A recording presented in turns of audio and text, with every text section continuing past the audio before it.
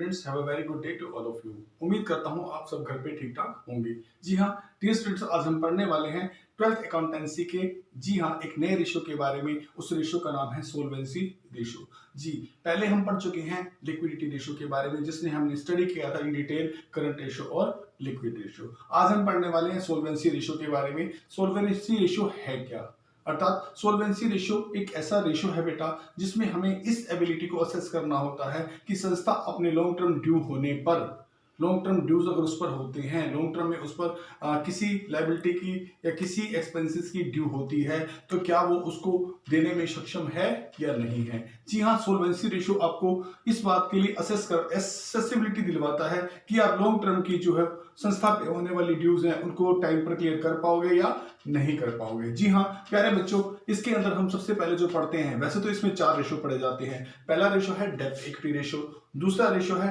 Total asset to डेब्ट ratio, third है proprietary ratio, चौथा है इंटरेस्ट कवरेज रेशो। इन चारों रेशो की स्टडी आज हम करने वाले हैं। चलिए पहले मैं आपको बता देता हूं डेब्ट इक्विटी रेशो के बारे में।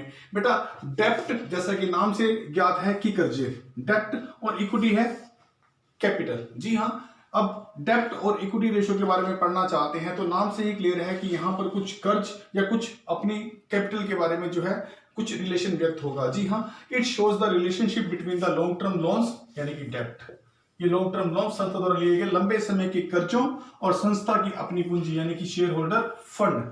जी हाँ, संस्था में जो शेयर होल्डर पैसा लगाते हैं उन्हें हम कहते हैं शेयर कैपिटल। जी हाँ, ये रेशियो बताता है रिलेशनशिप किसकी, कि संस्था ने लॉन्ग टर्म के कर्ज कितने ले रखे हैं, अर्थात लॉन्ग टर्म में उसकी जो है वो ड्यूज कितनी होंगी और उसकी अपनी कैपिटल कितनी है, उनके बीच में रिलेशन जो रेशियो बता दे उसे हम कहते हैं डेब्ट इक्विटी रेशियो। जी हाँ, डेब्ट इक्विटी रेशियो का फॉर्मूला क्या है, डेब्ट अपॉन इक्विटी। जी हाँ, डेब्ट का मतलब हो गया जितने भी कर्ज संस्था ने आज तक लिए हैं वो सारे कर्ज। इक्विटी का मतलब हो गया शेयर होल्डर ने जितनी कैपिटल लगाई है उन्हें हम इक्विटी के नाम से जानते हैं। जी हाँ, अब इस डेब्ट को अगर मैं खोलना शुरू करूं, इसको हम एलेबोरेट करूं, तो इस कर्जों का मतलब होता है लॉन्ग टर्म के कर्जे, लॉन्ग टर्म डेब्ट, अर्थात इसमें लॉन्ग टर्म बोरिंग्स भी आ गई और इसमें लॉन्ग टर्म के लोन एंड एडवांस भी आ गए। जी हाँ, जितना हमने 1 साल से ज्यादा के लिए जो लोन लिया जाता है उसे हम कहते हैं लॉन्ग टर्म डेब्ट, लॉन्ग टर्म लोन या long term loan and advances. जी हाँ, जो पैसा सारी जिंदगी के लिए संस्था ने दे दिया, शेयर होल्डर ने संस्था को दे दिया, उसे कहते हैं शेयर होल्डर फंड, अर्थात शेयर होल्डर द्वारा लाई गई कैपिटल। जी हाँ बेटा, जब हम लॉन्ग टर्म डेब्ट्स को शेयर होल्डर फंड से डिवाइड करते हैं तो इनके रिलेशन में जो रेशो आता है उसी का नाम है डेब्ट इक्विटी रेशो। डेब्ट इक्विटी रेशो ये बताता है कि संस्था द्वारा लिए गए डेब्ट और संस्था में लगी हुई शेयर होल्डर की पूंजी में क्या अनुपात है, क्या इस पूंजी के द्वारा वो डेब्ट को चुका भी पाएंगे या नहीं चुका पाएंगे। आगे देखते हैं कि डिटेल अगर जानने की कोशिश करें, ये तो मैंने आपको बता दिया कि लॉन्ग टर्म डेब्ट के अंदर लॉन्ग टर्म बोरिंग्स, जी हाँ लंबे समय से लिए गए उधार, long term loans and long term loan and advance आते हैं। अगला है share holder fund. Share holder fund का मतलब हो गया इक्विटी का पैसा, अर्थात कैपिटल कितनी लगी होती है।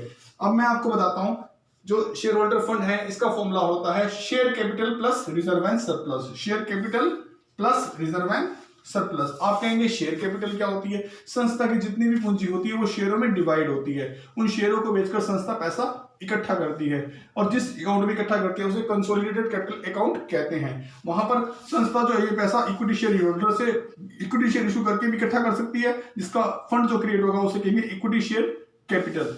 और अगर प्रेफरेंस शेयर करके जनता से पैसा इकट्ठा किया गया तो उसे कहते हैं प्रेफरेंस शेयर कैपिटल। इन दोनों ही इक्विटी और प्रेफरेंस शेयर की अगर राशि को हम जोड़ देते तो हमारे पास आ जाती है टोटल शेयर कैपिटल। जी हाँ, रिजर्व एंड सरप्लस में क्या क्या आता है, रिजर्व और सरप्लस में सभी के सभी रिजर्व आ जाते हैं। जैसे कि अगर संस्था किसी शेयर को महंगा बेचती है तो उससे आता है सिक्योरिटी प्रीमियम रिजर्व बनता है। जी हाँ, और जनरल रिजर्व यूं ही संस्था द्वारा अपने लाभों में से जोड़ेगी कुछ धनराशि होती है जिसे वो फ्यूचर के लिए यूज के लिए रख लेती है। जी हाँ, इस तरह करंट ईयर का प्रॉफिट, करंट ईयर का लॉस। जी हाँ, संस्था के जो रिजर्व पॉजिटिव होते हैं वो प्लस में हो जाते हैं और जो संस्था के रिजर्व पॉजिटिव ना होकर नेगेटिव होते हैं जैसे लॉस वगैरह, तो वो नेगेटिव होकर यहाँ नेट बैलेंस जो है रिजर्व एंड सरप्लस में शो होता रहता है। मेरे बच्चों, अब एक चीज और मैं बता देता हूं इस रेशो के बारे में कि डेब्ट इक्विटी रेशो ने रिलेशन तो बता दिया कि हमारे लॉन्ग टर्म के डेब्ट अर्थात हमारे कर्जों में और हमारी कैपिटल में क्या अनुपात है, लेकिन साथ में ये भी बताना मैं चाहूंगा कि इस डेब्ट के रेशो के बारे में एक खास बात है। अगर ये रेशो 2:1 से अर्थात डेब्ट दुगने हो और कैपिटल सिंगल हो, अगर ये रेशो इससे लोअर आता है अगर डेप्ट इक्विटी रेशियो 2:1 से लोअर आता है तो संस्था की परफॉर्मेंस अच्छी होती है, संस्था बहुत ज्यादा एबिलिटी रखती है कि वो लॉन्ग टर्म के ड्यूज को पूरा कर पाएगी, अर्थात उन्हें चुका सकेगी। अब हम आगे पढ़ने वाले हैं सोल्वेंसी रेशियो के अलग अलग पार्ट। जी हाँ, सोल्वेंसी रेशियो का सेकंड फॉर्मूला क्या है? पहला फॉर्मूला हम पढ़ चुके हैं डेप्ट इक्विटी रेशियो, जिसमें मैं डेप्ट और इक्विटी के रिलेशन को अच्छी तरह समझा चुका हूं और ये भी बता दिया था मैंने आपको कि 2:1 से अगर ये लोअर है तो ये ज्यादा सिग्निफिकेंट होता है संस्था के लिए, जो ये बताता है कि संस्था अपनी लॉन्ग टर्म के डेट्स जो है वो चुकाने के लिए सक्षम है।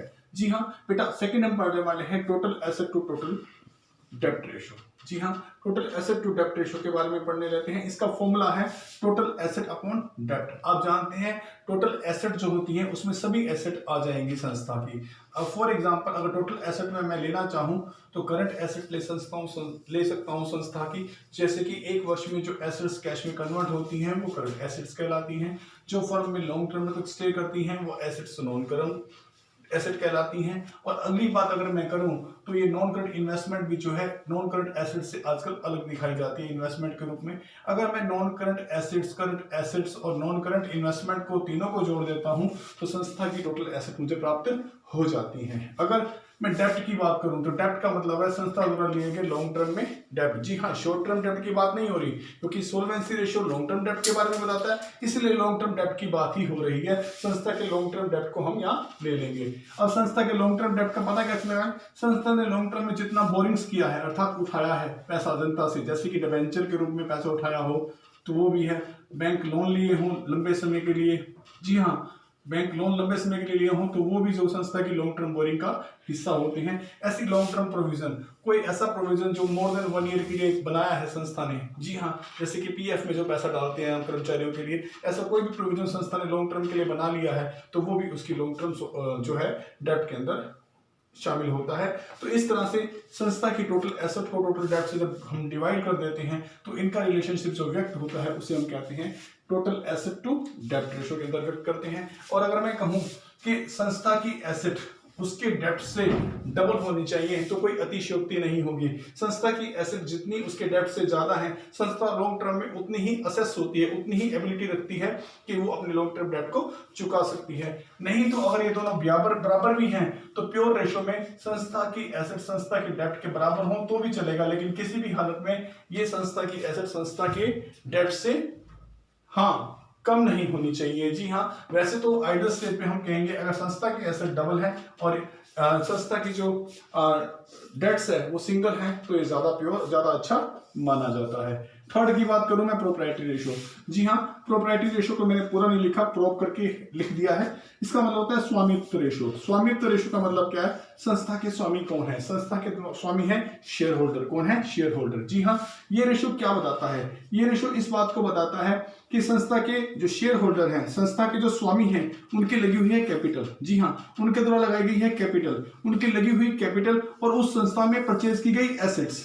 जी हाँ, इनका रिलेशनशिप क्या है? मैं इसमें यह कहना चाहता हूं कि संस्था की जो टोटल एसेट परचेज की गई हैं उसे परचेज करने के लिए दो रास्ते हैं। स्वामी या तो अपना संस्था के स्वामी यानी शेयर होल्डर अपना पैसा लगाएं इक्विटी के रूप में, या फिर उसे पैसा बाहर के डेप्ट बाहर के कर्जों को लेकर भी लगाया जा सकता है। टोटल एसेट तभी बनती है।